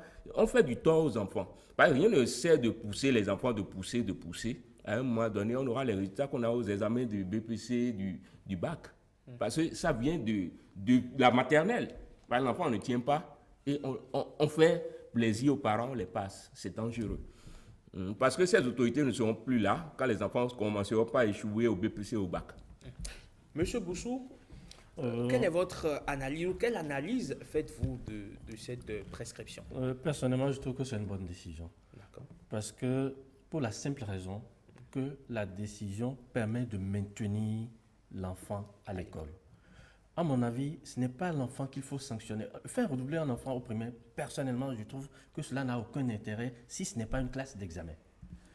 Un enseignant qui tient une classe est censé pouvoir amener l'enfant à acquérir certaines connaissances. Le fait de sanctionner un enfant en le faisant redoubler, de mon point de vue, au cours primaire, cela n'a aucun intérêt. Dans la mesure où l'enfant qui est au primaire, c'est-à-dire, ce n'est pas pour rien que la formation, l'enseignement au cours primaire est gratuit. Le principe de gratuité... Dans les établissements d'enseignement public. D'enseignement public, parce que l'État vise quelque chose. C'est-à-dire, il faut que les citoyens aient un minimum de niveau d'instruction. Alors, malheureusement, le système français que nous avons copié, vous allez voir que même les Français sont en train de changer leur système. C'est-à-dire, savoir lire et écrire, c'est une chose, mais nous insistons sur le fait que, surtout dans notre système à nous, au Bénin, je reviens là-dessus, il faut tout faire pour introduire les langues nationales à l'école. Vous allez voir comment les langues nationales introduites dans le système éducatif, ces langues-là vont aider. Progressivement, ces langues sont quand même intégrées dans Oui, mais le problème, c'est quoi? C'est-à-dire, l'enfant qui a un blocage, par exemple, en mathématiques, on a l'impression que c'est un enfant inintelligent. Mais la plupart du temps, pour pouvoir travailler en mathématiques, il faut avoir compris la consigne. Or, quand vous expliquez à l'enfant, prenez le même exercice, faites l'expérience, un même exercice en mathématiques, que vous expliquez à l'enfant dans la langue qu'il comprend, vous le lui expliquez très bien. Vous allez voir ses performances.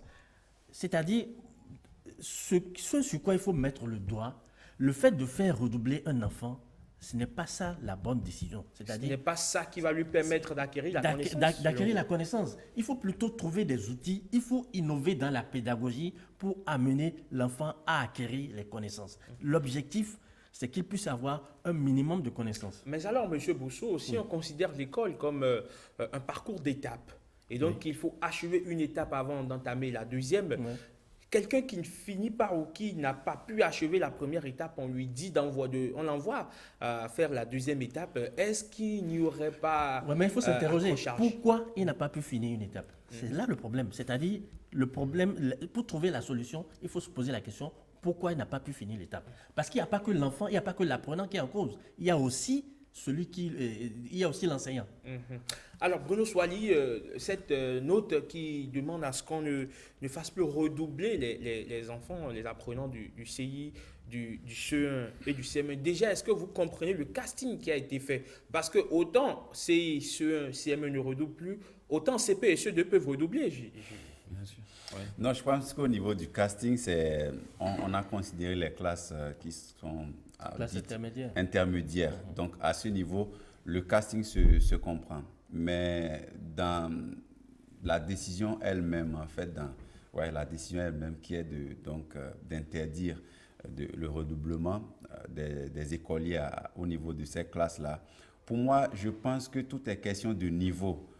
Parce que les compositions, même dites de passage, qui sont organisées dans les écoles primaires, un élève même intelligent qui a le niveau, qui a fait une bonne année, qui a la capacité normalement d'aller en classe supérieure, peut être pris à défaut sur cette composition-là. Absolument. Et sur cet examen-là, si on considère donc la composition et passage comme un examen, mais à l'interne, sur cet examen-là, on va estimer que l'enfant n'a pas le niveau, par exemple, d'aller en classe supérieure, qu'il n'a pas réussi. Mais en réalité, quand on le prend globalement, c'est qu'il a le niveau normalement d'aller en classe supérieure. Mais les épreuves de la composition de passage peuvent le prendre à défaut.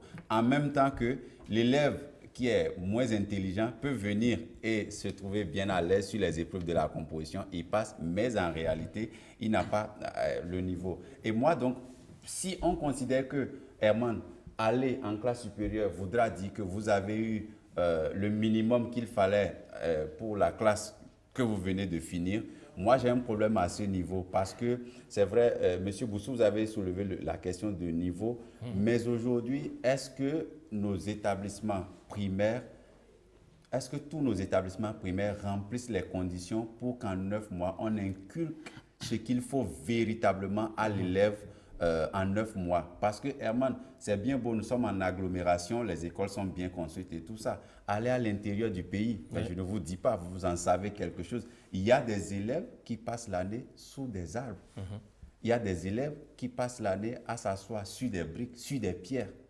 Est-ce que dans ces conditions-là, est-ce qu'en classe de CE1, par exemple, on peut véritablement en 9 mois inculquer ce qu'il faut à l'enfant pour qu'il puisse poursuivre son parcours? Là est le vrai problème. Pour moi, on peut prendre cette décision, mais qu'il y ait de l'accompagnement au niveau de ces classes-là. Donc que désormais, les enseignants qui vont tenir les classes de CI, de CE1 et de CM1 soient des enseignants, j'ai envie de dire exceptionnels. Bon, je ne sais pas, ça peut peut-être heurter les sensibilités, mais exceptionnels, que ce soit des enseignants vraiment hors pair, des gens qui ont de la pédagogie, et qui ont de l'expérience, qui ont un savoir, c'est-à-dire comment transmettre le savoir, parce que si on estime que les élèves de celui qui était censé être le premier jusqu'au dernier, personne ne va redoubler, c'est qu'il faut qu'on se rassure que même celui qui était censé être le dernier de la classe, l'année suivante, c'est qu'il a vraiment eu la base qu'il lui fallait acquérir au niveau de cette classe. Et ça revient donc au niveau de nos infrastructures, des moyens que nous utilisons, parce qu'à l'intérieur du pays, moi je le martèle vraiment, il y a des écoles que moi j'ai vues, franchement, les conditions dans lesquelles les élèves passent l'année scolaire, c'est pas du tout la peine. Alors Claude Azaloutingbe, quand on observe les classes qui feront désormais office de passage, on va dire quoi, systématique en année supérieure, vous avez le CI, le CE1, le CM1. Est-ce que quelque part, le CP n'est pas un peu le prolongement du CI et le CE2 le prolongement du CE1? Et est-ce que ce n'est pas pour cela, parce que les programmes de formation ne sont pas forcément, on va dire, très différents, que l'autorité a pris cette mesure? Oui, merci beaucoup. Effectivement. Il y a ce qu'on appelle le système des sous-cycles qui a déjà été voté au Bénin depuis 2003. Et dans ce système, la loi qui a encadré ce système a défini les orientations générales et aussi le contenu de la formation au niveau du primaire. Et ils se sont entendus, déjà même depuis 1990, il y avait eu une conférence internationale en Thaïlande, il y a eu une autre conférence internationale à Dakar dans les années 2000, où plusieurs chefs d'État africains s'étaient mis ensemble quand même pour pouvoir suivre tout le débat qui a été mené. Et donc c'est après toutes ces conférences internationales que le Bénin a voté et a adopté ce système de sous-cycle. Maintenant, dans ce système, c'est-à-dire, il y a 3 différents sous-cycles dans le cycle primaire. En réalité, il y a 6 classes, comme nous, on l'avait fait. Maintenant, il y a 3 sous-cycles. Le premier sous-cycle, 3 niveaux. Le premier sous-cycle, c'est CI et CP, qui regroupent en général presque les mêmes enseignants, et presque les mêmes enseignements, je vais dire, presque. Le CE1 et le CE2 qui regroupent aussi presque les mêmes enseignements, et le CM1 et le CM2 qui regroupent presque les mêmes enseignements. Et donc, le CP vient juste renforcer quelques notions du CI, ainsi de suite, le CE2, le CM2. Maintenant, c'est vrai que l'esprit de cette décision n'est pas mauvais. Mais c'est-à-dire l'applicabilité c'est là se trouve en réalité la question. Parce que nos apprenants d'aujourd'hui, nous, par exemple, nous avions été éduqués sous une certaine forme de pression. Et ça n'a pas été mauvais. Parce qu'il fallait s'assurer qu'avant de venir à la maison avec le bulletin, il fallait s'assurer d'être dans les 5 premiers. Et c'était strict pour nous. Aujourd'hui, on remarque que les apprenants d'aujourd'hui, quand ils n'ont pas une certaine pression, ils n'arrivent pas réellement à faire des efforts. Et moi, j'ai un peu peur par rapport aux apprenants. Ils vont se dire, c'est-à-dire j'ai peur par rapport à leur interprétation. Comment est-ce que les apprenants de CM1 vont interpréter la loi, vont interpréter cette décision? Est-ce qu'ils vont peut-être pas se dire... De toute façon, je vais passer en classe supérieure. Voilà, que j'apprenne mon cours, que que je sois assidu.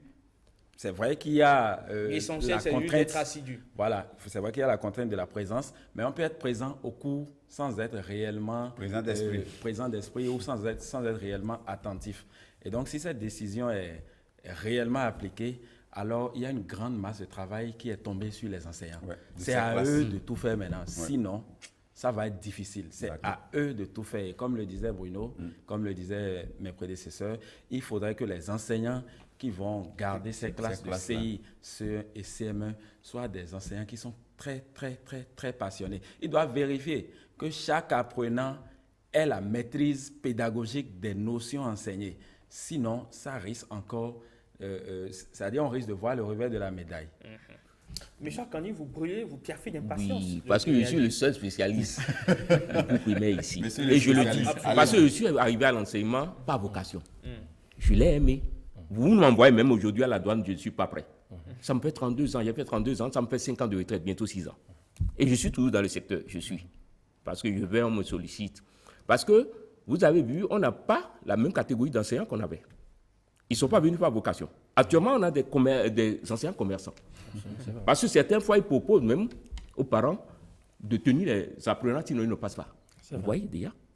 Déjà, par exemple, moi, j'avais un doyen. J'ai eu la vocation. J'ai déjà dépassé la soixantaine, mais je tiens. Tous les jours à 5 h du matin, je suis debout et je suis peut-être dans une école. Vous avez vu? Donc, si bien que moi, j'ai vu dans le septentrion, j'étais dans le septentrion, un de mes doyens. Il a fait composer les enfants, mais il n'a pas corrigé. Qu'est-ce qu'il a fait? Je suis allé chez lui. Je ne veux pas citer, parce que j'ai fait plusieurs régions dans la Takora. Il était assis devant son registre et il mettait des notes fictives. Vous imaginez? Des notes fictives pour les enfants. Bien. Même dans les classes, par exemple, est-ce que l'enseignant a fait correctement son cours? Actuellement, même par exemple, après le Covid, on a donné un délai. Mais est-ce que les gens sont venus partir voir les enseignants? C'est un problème actuellement. Moi, par exemple, je suis prêt à me sacrifier. Et je ne suis jamais malade. C'est bizarre. Parce que lorsque vous faites bien, Dieu vous accompagne. Vous avez vu? Donc, les catégories d'enseignants que nous avons actuellement, on ne peut pas compter sur eux. Même les enfants qui passent, par exemple, vous ne savez pas dans quelles conditions on les a notés. Moi, par exemple, quand j'étais directeur d'école, vous finissez la composition, je vous attends, vous mettez les notes, je prends vos feuilles et je contrôle, suivant les notes que vous donnez. C'est pas facile. C'est un sacrifice, tout le monde n'est pas prêt à ce sacrifice. Même actuellement, nos autorités qui sont là, par exemple, combien sont allés dans les écoles après ce congé que les enfants ont eu? C'est pas facile. C'est pas facile de se sacrifier. Ben, les gens se disent... Chaque année, je peux vous rassurer que les autorités, les cadres du ministère des enseignements maternels et primaires sont actuellement en tournée dans les établissements dans tout le Bénin parce que nous avions souhaité avoir donc un représentant du ministère sur le plateau. Malheureusement, tous les cadres étaient sur le terrain, nous ont-ils confié pour pouvoir prendre des dispositions nécessaires et adéquates pour que la prochaine rentrée se passe très bien et pour pouvoir achever, parce que vous savez que l'ancienne rentrée a été prolongée. C'est pour la rentrée, ça. Mais au cours de l'année scolaire, combien vont dans les classes? Certaines fois, par exemple... contrôle pédagogique. Mais ce n'est pas dans toutes les classes, ce n'est pas dans tous les établissements. Même par exemple, après la reprise, là, je me demande si les gens ont fait 50%, ce n'est pas évident. Si vous me dites, moi, je peux faire la tournée du Cotonou à Malanville, c'est bizarre. J'ai cette force-là, c'est bizarre. Ça dit, j'ai aimé l'enseignement si bien que ça dit, c'est ma vie, c'est ma passe. Ça dit, je ne peux vivre que dans l'enseignement. Vous avez vu? Donc, c'est le contraire. Parce qu'actuellement, par exemple, on propose... même par exemple, ce qu'on dit là, moi, par exemple, si on m'appelle les autorités à un niveau supérieur, je le dis, même actuellement, avant le bac, actuellement, par exemple, dans des écoles secondaires, les gens prennent 10 000 pour passer les enfants. pour les tipis et les bulletins. 10 000, je vous dis. Et j'ai la preuve. Si vous voyez, par exemple, même avant le le bac. Ne dénoncez pas. Je pense que moi, j'ai tout dénoncé. Non, la dénonciation. Et j'ai dit. Pour que les on m'appelle actuellement. Les sorties du système. Je vous dis. Les garder. Attendez. Sortir les brebis galeuses du attendez. Système. Même par exemple, ces chances-là sont protégées par des autorités à un certain niveau. C'est bizarre. Parce que ils devaient les cléber de ces autorités. Non, moi, je crois que si vous écrivez au haut niveau, je pense pas qu'un enseignant, je pense pas qu'un enseignant puisse, il peut peut-être corrompre son directeur immédiat, mais il ne peut pas corrompre, par exemple, non, j'ai dit les bulletins, non, moi, par exemple, au temps du président Soglo, j'ai le journal, la Gazette du Golfe, qui m'a envoyé au Nord. On m'a envoyé de façon politique au Nord, parce que j'avais dénoncé. Et le truc est là. Monsieur Akani, dites-moi. Alors, aujourd'hui, la décision, elle est votée, elle doit être consommée. L'autorité donc a pris la décision. Ce qu'il faut faire maintenant, ou ce sur quoi il faut opiner maintenant, c'est comment faire pour que cette décision ne puisse pas devenir un handicap. Que faut-il faire? Revoir les curricula de formation ou la pédagogie? On revoit la pédagogie et il faut voir, par exemple, quelle qualité d'enseignant on a. Les gens ne sont pas venus par vocation. Et vous savez, même par exemple, lorsque vous mettez un bandit là, demain par exemple, même si vous le propulsez à un poste plus supérieur, il a son caractère. Les gènes sont là. Non, je le dis, parce que vous savez, on le dit souvent, l'habitude a une seconde nature, mais je dis l'habitude, moi par exemple, en tant que littéraire, en tant qu'enseignant, je dis l'habitude est notre ombre, ça nous suit. L'ombre vous suit toujours. Vous ne pouvez pas vous en départir. Donc le problème, c'est que moi, ce que je demande aux autorités, c'est qu'il faut mettre les cadres qu'il faut à la place qu'il faut. Moi, par exemple, j'ai toujours dénoncé, en début de carrière, jusqu'à finir. Par exemple, la vice-doyenne, Mme Yotchapus, a été mon apprenante. Elle en est témoin. J'ai plusieurs cadres, mais on me connaît très rigoureux, mais on n'aime pas ceux qui sont rigoureux, au Bénin, spécialement. Moi, j'ai fait les commencer à les aimer. On les aime. On doit commencer à les aimer. Parce que, en fait, c'est pourquoi moi je dis, il ne faut pas que ce soit l'enfant qui soit victime de la médiocrité de l'enseignant. C'est justement, je suis d'accord que dans la formation des enseignants, on soit rigoureux. Alors, si on met en place un système de telle manière que, surtout dans les premières classes, la CICP, on ne mette que des enseignants expérimentés. De bonne moralité. Bon, là, c'est encore un problème. Oui, c'est-à-dire, sous ce filtre-là, si on met des enseignants, ceux qui ont une certaine expérience, ceux qui ont vraiment la passion pour le métier, je suis sûr que facilement, on pourra éviter ces écueils-là, qui sont que les enfants, disons, n'aient pas le niveau qu'il faut. Dès lors que la base, la fondation a été bien tenue, il n'y a pas de raison que ça ne marche pas. Est-ce que l'idéal n'aurait pas été, on va dire quoi, de se donner une période d'expérimentation pour évaluer après quitte à revenir ou pas sur la décision? Oui, ça aurait été l'idéal. C'est une option. Ça aurait été l'idéal. Parce que, vous voyez, la plupart des parents ont démissionné. Très peu de parents aujourd'hui suivent leurs enfants. Ça fait un. Mais il faut dire qu'ils ont des difficultés aussi. Parce qu'avec le nouveau programme, vous savez, avec le nouveau programme, parfois, mais vous faites un exercice. Non, mais l'approche par compétence, c'est plus tout aussi nouveau. Parce que j'ai l'impression qu'on se cache derrière cette coupole, c'est plus tout aussi nouveau. On l'expérimente combien? Depuis près d'une vingtaine d'années déjà, non? Oui, près d'une vingtaine d'années déjà. Je pense que parce que la première promotion, je crois, de l'approche par compétence a eu le CEP en 2005. Je parle sous le contrôle de M. Akani. Je pense que par rapport à votre inquiétude concernant est-ce qu'il ne fallait pas passer à une phase expérimentale, je pense que c'est une décision ministérielle et à tout moment elle peut être revue si le ministre même se rendait compte que dans la mise en œuvre il y a des problèmes. Forcément on peut revenir là-dessus. Autant on peut prendre une décision, autant on peut en prendre une autre pour abroger la décision antérieure, les dispositions antérieures. Je pense que Herman, il y a aussi, on parle des enseignants, mais il faut aussi parler aux parents. C'est important. Il faut aussi parler aux parents parce qu'il y a une part psychologique à jouer dans tout ce que nous sommes en train de dire. Si je suis parent et que mon enfant doit faire le CE1, ce n'est pas à moi à la maison de lui chanter, de lui montrer qu'en fait, il est dans une classe passoire. C'est-à-dire que tout le monde passe. Vous êtes aussi parent d'élèves. Est-ce que vous pouvez prendre sur vous la responsabilité de redoubler votre enfant quand bien même, on va dire quoi, il y a une loi aujourd'hui qui lui permet d'aller en classe supérieure?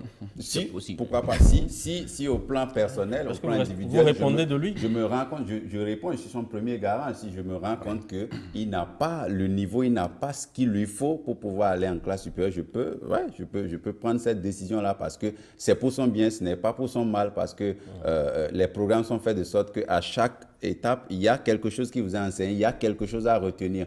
Et ça m'amène aussi à revenir sur nos problèmes d'effectifs, Herman. Les problèmes, quand vous prenez nos écoles primaires, je parle sous le contrôle d'un ancien conseiller pédagogique, bon, on l'est un jour, on l'est pour toujours, donc un conseiller pédagogique. Je crois que quand vous prenez les classes de CI, par exemple, c'est des effectifs qui sont souvent pléthoriques parce que c'est la première classe, donc les enfants en âge de 5 ans, on vient les inscrire en masse. Moi, par exemple, en classe de CI, nous étions 101. Donc si nous étions presque un amphi, ça. Nous étions 101 et dans l'école primaire que j'ai fréquentée à Natitengou, il n'y avait aucune salle de classe qui pouvait nous contenir. On a dû aller solliciter les locaux d'un centre des malvoyants qui était vraiment une salle vraiment grande et c'est là-bas que nous prenions les cours. Mais cette époque est révolue, n'est-ce pas? Cette époque est révolue, mais au niveau des effectifs, je continue d'insister dessus, les effectifs, parce que tous les enfants en âge de 5 ans sont inscrits systématiquement dans les écoles. Donc, si les effectifs sont pléthoriques, l'enseignant a beau être bon pédagogue, bon psychologue et tout ça, mais quand vous devez parler à 200 oreilles, parce que vous avez 100 élèves, 100 écoliers dans votre classe, le message ne va pas passer à tous les niveaux. Qu'est-ce que vous proposez? Parce que là, maintenant, on va faire des propositions concrètes. Qu'est-ce que vous proposez? Premièrement, il faut faire une grande campagne de sensibilisation. Et plus spécifiquement dans les langues locales, pour amener les parents réellement à suivre les enfants. Parce qu'on ne peut pas compter sur la maturité de ces enfants. Deuxièmement, il faudrait renforcer, être très sûr que les enseignants actuellement, qui sont au primaire, qui vont garder les classes de CM2, de CM1, CE1 et CI, soient vraiment très expérimentés pour s'assurer que tout le monde ait pu maîtriser les connaissances. Et ma proposition va compléter la sienne, donc je me permets de prendre la part. Moi, je propose plus loin même que pour ces classes-là, on fixe un effectif plafond que la classe ne doit pas dépasser. On peut peut-être fixer par exemple 50. Si l'effectif dépasse 50, on divise la classe en deux. On peut avoir CI1, CI2 ou CIA, CI2, un truc comme ça. Ou alors on leur donne 2 enseignants. Ça existait dans le passé. La profession pendant plus de 30 ans. Qu'est-ce que vous proposez pour aider quand même c'est vrai que vous n'êtes pas pour, mais qu'est-ce que vous proposez pour essayer de renforcer les contours de cette décision? Non, ce que je propose, c'est que dès qu'il y aura la rentrée, il faudrait qu'on suive ces enfants-là, qu'on a passés dans ces conditions. Et s'il faut solliciter même des gens qui sont allés à la retraite, il faut le faire. Ce qu'on ne fait pas chez nous. Parce que dès que vous allez à la retraite, vous êtes prêt pour la tombe. Chez nous. Ouais, vous n'êtes plus. Donc il faudrait faire ça parce que même par exemple, quand on dit effectivement, moi j'en ai 60 à Basila. Mais dès que j'ai constaté au début qu'ils n'apprenaient pas les leçons, j'amenais comme un bataillon les 60 à la maison. Et de façon progressive, ils ont commencé par apprendre. Tu ne manges pas chez moi, mais tu apprends. Moi je mange et je te fais face. Ils ont commencé et finalement, parce que j'ai eu la vocation, finalement à la fin, tout le monde apprenait. Allez, M. Akani, merci. M. Akani, un passionné. En fait, merci. Ouais, mais ce qu'on va dire, il faut la gratification, la motivation. Oui. Les enseignants, quand ils ne sont pas motivés, ils ne donnent pas un bon rendement. Donc il faut les motiver. La gratification, c'est important. Merci. Le quiz à présent.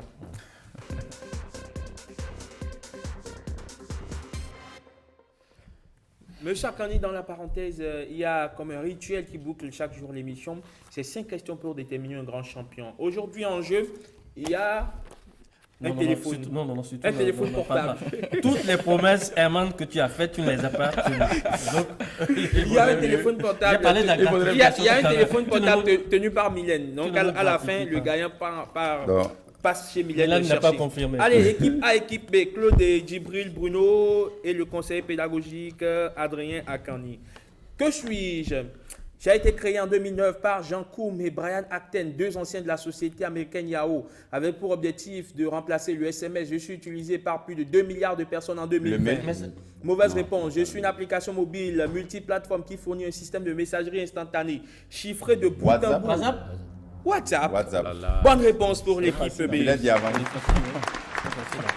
Que suis-je? Mouvement révolutionnaire de libération afro-américaine d'inspiration marxiste, léniniste et maoïste, formé en Californie le 15 octobre 1966 par Bobby Seale et Huey Newton. J'ai atteint une échelle nationale avant de s'effondrer à cause de tensions internes et des actions menées par l'État, en particulier par le FBI.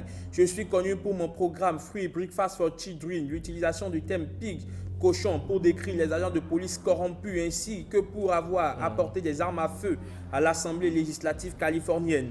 Le Ku Klux Klan? Mauvaise réponse. Un film d'un premier super-héros noir incarné par Chadwick Boseman porte même mon nom. Oui. Je suis Black Panther.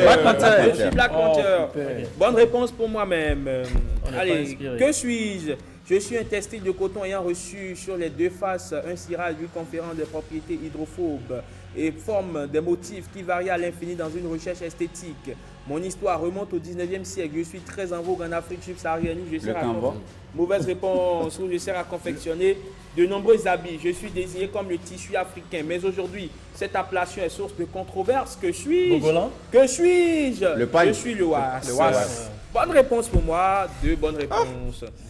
Qui suis-je? Je suis né en 1689 d'une famille de magistrats. Mes parents ont choisi un mendiant pour être mon parrain, pour que toute ma vie, je me souvienne que les pauvres sont mes frères. Après mes études de droit, je deviens conseiller auprès du Parlement de Bordeaux en 1714. En 1716, j'hérite de la fortune de mon oncle de la charge du président Amortier. Je me passionne pour les sciences et mène des expériences anatomie, botanique, physique, puis oriente ma curiosité vers les hommes et l'humanité à travers la littérature et la philosophie. Dans mon ouvrage Lettres persanes que je publie anonymement en 1721 en Hollande, je dépeins admirablement sur un ton humoristique et satirique la société française à travers le regard des visiteurs perses. Je suis aussi l'auteur de l'ouvrage De l'esprit des lois. Montesquieu. Montesquieu, bonne réponse pour le conseiller. Je suis aussi l'auteur de l'ouvrage De l'esprit des lois. Je suis un grand écrivain français du XVIIIe siècle. Je suis Charles-Louis de Secondat. Je suis Montesquieu. On va s'en arrêter là parce qu'on me souffle à l'oreille que c'est terminé. Bruno, merci. C'est moi. Merci. La gratification, elle vient quand? Ah, mais personne n'a gagné. Personne n'a gagné. La règle. Avec Eman, personne ne gagne. Ça l'arrange bien. Djibril, merci. Merci aussi à Claude. Cette émission est à présent terminée. On se retrouve demain. Demain, quand il sonnera très exactement 7h. D'ici à là, portez-vous très bien parce que vous le savez bien, sans vous, nous n'existons pas. Au revoir et à demain. Allez, on ferme la parenthèse.